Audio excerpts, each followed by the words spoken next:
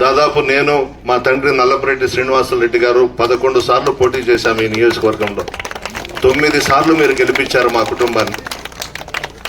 నిత్యం మీతోనే ఉంటాం.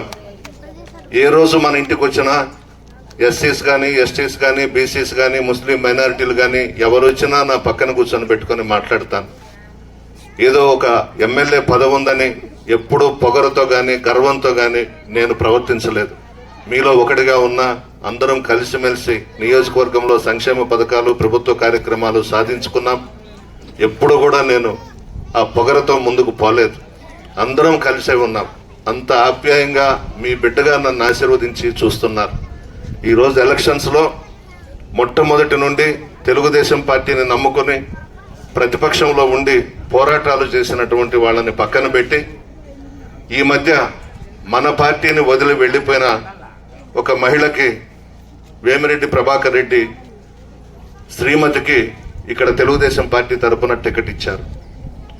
వేమిరెడ్డి ప్రభాకర్ రెడ్డి గారు మొన్నటి వరకు వైఎస్ఆర్ కాంగ్రెస్ పార్టీలో ఉండి 6 సంవత్సరాలు రాజ్యసభ పదవి తీసుకొని విలాసవంతమైనటువంటి జీవితం గడిపి ఆయన భార్యకు ఇప్పుడు తెలుగుదేశం పార్టీ తరఫున పోటీ చేస్తున్న ప్రశాంత్ రెడ్డి టీటీడీ బోర్డు మెంబర్గా వేయించి, ఢిల్లీలో 4 రాష్ట్రాలకు సంబంధించి తెలుగుదేశం టీటీడీ బోర్డుకు సంబంధించి చైర్మన్గా వేయించి అంత చేస్తే నెల్లూరు టౌన్లో ఒక ముస్లిం మైనారిటీ సోదరుడికి టికెట్ ఇచ్చారనే ఉద్దేశంతో ఆ సాకుతో పార్టీ వదిలి వెళ్ళిపోయిన విషయం కూడా మీ అందరికీ తెలుసు.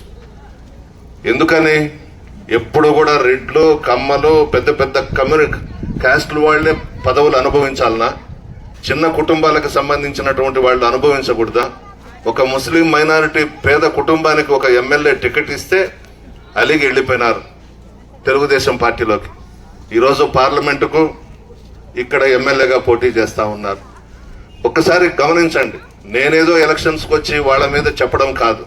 పక్కనే ఉంది నెల్లూరు. వాళ్ళ ఇద్దరు క్యారెక్టర్స్ ఏందో భార్యాభర్తలు ఒక్కసారి మీరే ఎంక్వైరీ చేసుకోండి.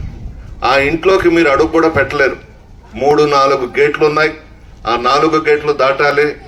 సెక్యూరిటీ ఉంటుంది. పేదవాళ్ళని దగ్గరకు రానివ్వరు.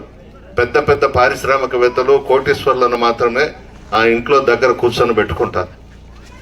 అటువంటి వ్యక్తిని తీసుకొచ్చి ఈరోజు మన నియోజకవర్గంలో పెట్టారు. మీకు అందరికీ ఒకటే మనవి చేస్తా ఉన్నా, డబ్బు అయితే చాలా బలంగా ఉంది. విచ్చలవిడిగా ఖర్చు పెడుతున్నారు. మన ప్రభుత్వం అధికారంలోకి వచ్చిన తర్వాత కొంతమందిని మనం తెలుగుదేశం పార్టీలో నుంచి చేర్చుకున్నాం.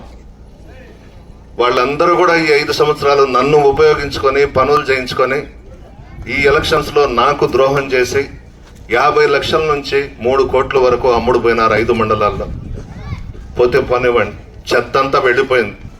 అసలైన వైఎస్ఆర్ కాంగ్రెస్ పార్టీ నాయకులు, కార్యకర్తలు ఈరోజు మా కుటుంబానికి అండగా ఉన్నారు. మిమ్మల్ని నమ్ముకుంటాను. భవిష్యత్తులో వాళ్ళని దగ్గరకు రానివ్వను. నేనైతే ఒకటే చెప్తున్నా, ఇక్కడ నేను గెలుస్తున్నా, విజయసాయి రెడ్డి అన్న గెలుస్తున్నాడు, ముఖ్యమంత్రిగా జగన్ గారు ప్రమాణ స్వీకారం చేయబోతా ఉన్నారు. దీంట్లో తిరుగులేదు. ప్రజల ఆశీర్వాదం మాకుంది. ఎంతమంది డబ్బెత్తుకొచ్చినా ఇక్కడ ఎవ్వరు కూడా మన నియోజకవర్గంలో భయపడే వాళ్ళు ఎవరు లేరు. కోవూరు నియోజకవర్గం అంటేనే చైతన్యవంతులు, తెలివిగల వాళ్ళు, నిజాయితీ గల వాళ్ళు, మాట మీద నిలబడే వాళ్ళు ఇక్కడ ప్రజలందరూ కూడా. మీ ముందుకి డబ్బెత్తుకొస్తున్నారు. నేను ఒక్కటే చెప్తానమ్మా, ఓటుకి 5,000 ఇస్తారంట తెలుగుదేశం పార్టీ వాళ్ళు. తీసుకోండి, తీసుకొని ఫ్యాన్ గుర్తు కొట్టేయండి. ఒక్కొక్కరికి 2 ఓట్లు ఇస్తారు. అది అక్రమంగా సంపాదించిన డబ్బు, అన్యాయంగా సంపాదించిన డబ్బు. మా పార్టీ నాయకులు, కార్యకర్తలు కూడా మనవి చేస్తా ఉన్నా, వాళ్ళు ఇచ్చే డబ్బు తీసుకోవద్దు అని మాత్రం మీరు చెప్పొద్దు. బంగారంగా తీసుకోండి. తీసుకొని పోలింగ్ బూత్లోకి పోయినాక ఫ్యాన్ గుర్తు మీద గుద్దండి.